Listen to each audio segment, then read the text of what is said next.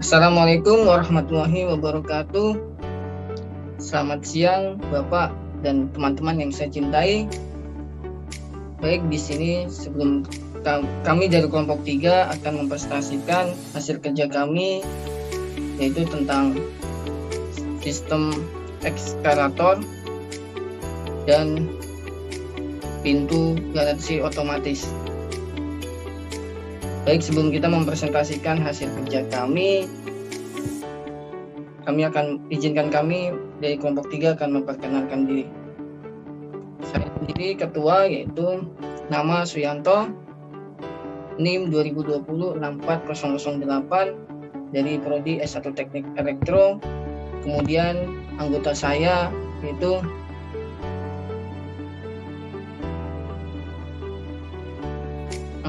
yaitu bawahnya mungkin bisa memperkenalkan diri. Perkenalkan, nama saya Suryam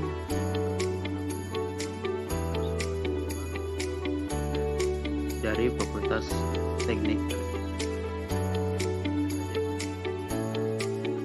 Oke, itu perkenalan dari kami dari kelompok 3. Baik, di sini kita akan menjelaskan dua CX programmer. Saya ketua akan membahas tentang sistem eskalator dan teman saya akan membahas tentang pintu garasi otomatis. Langsung saja, di sini saya akan menjelaskan sistem eskalator yang biasanya ada di hotel-hotel maupun mall-mall. Oke teman-teman, sebelum kita masuk di sistem eskalatornya atau proses-prosesnya, mungkin sebelumnya teman-teman harus tahu dulu apa saja komponen-komponennya atau alat-alat dan bahan-bahannya saja, apa saja.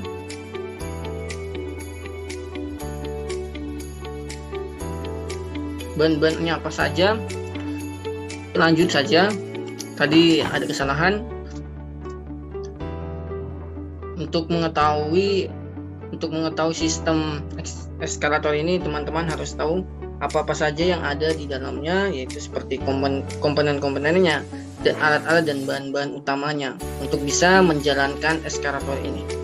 Oke teman-teman, di sini yang pertama itu ada, sebelum kita masuk, yaitu pertama teman-teman harus alat-alat apa saja yang digunakan. Oke, alat-alat yang digunakan di sini saya menggunakan dua software, yaitu dua aplikasi, yaitu CX Programmer dan yang satunya yaitu CX Designer. Dimana CX Programmer ini dia yang merangkai sebuah rangkaian, dan di CX Programmer ini adalah dia yang mengatur sebuah tekan tombol untuk mengaktifkan jalannya rangkaian tersebut. Oke. Kemudian di sini dalam membuat sistem eskalatornya, sini juga memerlukan bahan-bahannya. Oke, bahan-bahannya di sini saya merangkai. Di situ ada bahan-bahannya. Yang pertama, saya ada menggunakan 2 buah sensor. Kemudian ada 1 lampu indikator. Di sini saya menggunakan tombol tekan 2, yaitu tombol tekannya yaitu normally open. Saya tidak menggunakan normally cross, menggunakan normally open saja. Kemudian di sini juga ada mesinnya di sini atau motor listriknya. Kemudian saya juga menggunakan instruksi lain seperti diff dan set. Oke teman-teman, kita lanjut saja. Saya di CX programnya atau rangkaiannya. Baik ya teman-teman, teman-teman sudah lihat gambarnya, melihat rangkaian saya seperti yang ada di slide ini. Ini adalah rangkaian CX Programmer, dan di sebelah kiri saya adalah CX Designer-nya. Teman-teman, ini saya akan mengaktifkannya dari CX Designer ya teman-teman. Nah, di sini saya akan menghidupkan tombol tekan normally open, yaitu saklar S1-nya, tombol tekannya. Nah, maka di sini dia akan aktif, akan berjalan. Untuk rangkaiannya teman-teman lihat sendiri, di sini ada tombol tekan 1, tombol tekan start. Tombol tekan start ini dia menghidupkan dan dia membagi arusnya ke 3 tempat, yaitu ke setnya, kemudian set yang keduanya, set keluaran output yang kedua, dan yang di bawahnya. Jadi teman-teman, tombol tekan 1 ini dihidupkan, maka mesin akan berjalan, mesin akan bergerak. Jadi misalnya kalau ada orang dia melewati ekskavatornya, mau menaiki tangganya, maka di situ ada sensor 1. Sensor 1 sini dia membaca ketika orang melewati, maka tombol tekannya ini dia mulai menghidupkan motornya. Ketika manusia ini sudah jalan sampai ke atas, kemudian sensor 2 ini membaca. Sensor 2 ini membaca, maka saya tekan dengan otomatisnya tombol tekan yang kedua akan mematikan mesinnya atau eskalatornya. Jadi seperti itu teman-teman sistem kerja dari desainer rangkaian yang tadi. Mungkin itu saja cara sistem kerjanya. Jadi seperti itu, dia membaca dari perjalanannya, membaca sensor 1 membaca ketika orang melewatinya dan melewatinya, kemudian motor listriknya jalan, eskalatornya berjalan naik ke atas, sehingga dari ke atas ini, kemudian sensor yang kedua ini dia membaca ketika orang sudah melewati tangga tersebut, maka dengan otomatis sensor yang kedua tadi membaca, maka eskalator atau mesinnya berhenti dengan sendirinya, dengan otomatis dari sensor tadi, sensor yang kedua. Begitupun sampai seterusnya. Jadi mungkin itu dari saya. Jika ada kurang dan lebihnya, saya mohon maaf pada kakak-kakak dan teman-teman. Mungkin itu saja, saya cukupkan. Saya lanjut saja presentasikan tentang pintu garasi otomatis.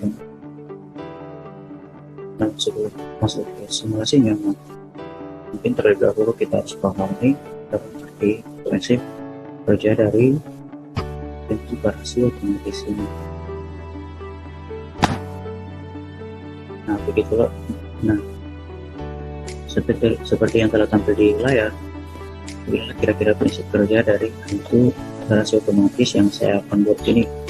Yang pertama, ketika sensor 1 mendeteksi mobil yang dikenal, maka pintu bergerak membuka sampai limit switch satunya di sini on, atau sensor 2 berubah dari high menjadi low.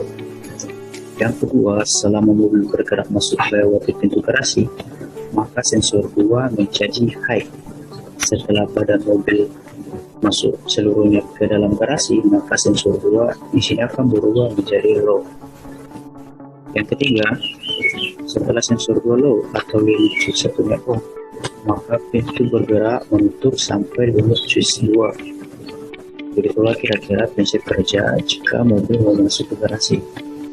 Nah, bagaimana kalau misalnya mobil mau keluar dari garasi? Itu sepertinya pertama, sensor 3 di sini akan mendeteksi mesin mobil hidup, maka pintu bergerak membuka sampai limit switch satunya on, atau sensor 2 berubah dari high menjadi low. Yang kedua, mobil bergerak keluar melewati pintu garasi, maka sensor 2 statusnya menjadi high. Setelah badan mobil seluruhnya berada di luar garasi, maka sensor 2 berubah menjadi low. Yang ketiga, setelah sensor 2 low atau limit switch satunya on, maka pintu bergerak menutup sampai limit switch 2-nya on. Begitulah kira-kira prinsip kerja dari pintu garasi yang saya akan beri. Oke, langsung saja kita masuk ke simulasinya.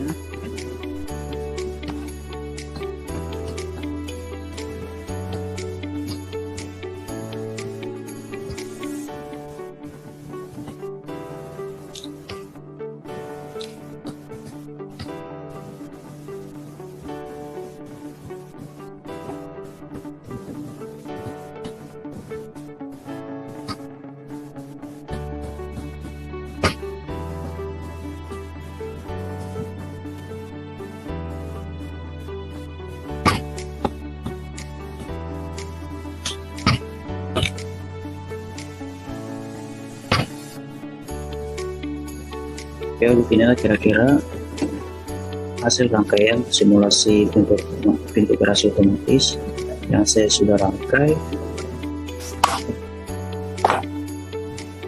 Di sini saya menggunakan aplikasi CX Mobil Moda CX Designer seperti yang telah kita tampilkan tadi. Yang saya tampilkan tadi prinsip kerja dari pintu garasi otomatis ini. Di sini ketika mobil memasuki garasi, maka sensor satu yang ini akan mendeteksi mobil yang dikenal tersebut, sehingga pintu akan perlahan dibuka ke atas. Setelah pintunya sudah full kebuka, maka mobil sini akan bergerak masuk ke garasi, sehingga dia menyentuh sensor 2 ini.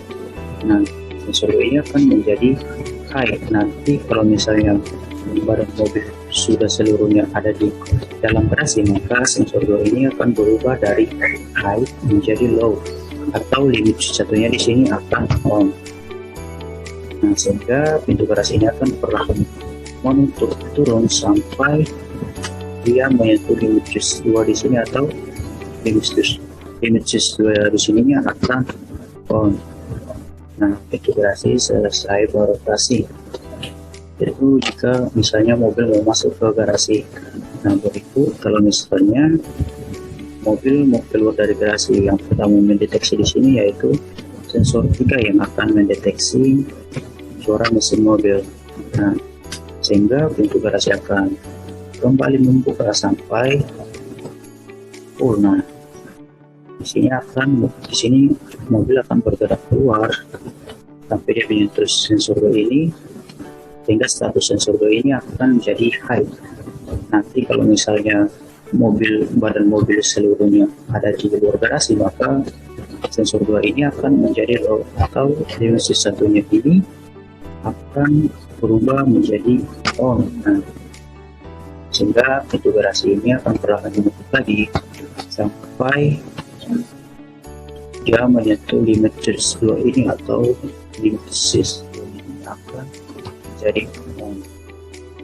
Nah, begitulah kira-kira hasil simulasi dari pintu garasi otomatis ini. Oke, mungkin itu saja hasil presentasi dari kelompok kami tentang eskalator dan pintu garasi otomatis. Jika ada salah kata atau saya sampaikan, terima kasih.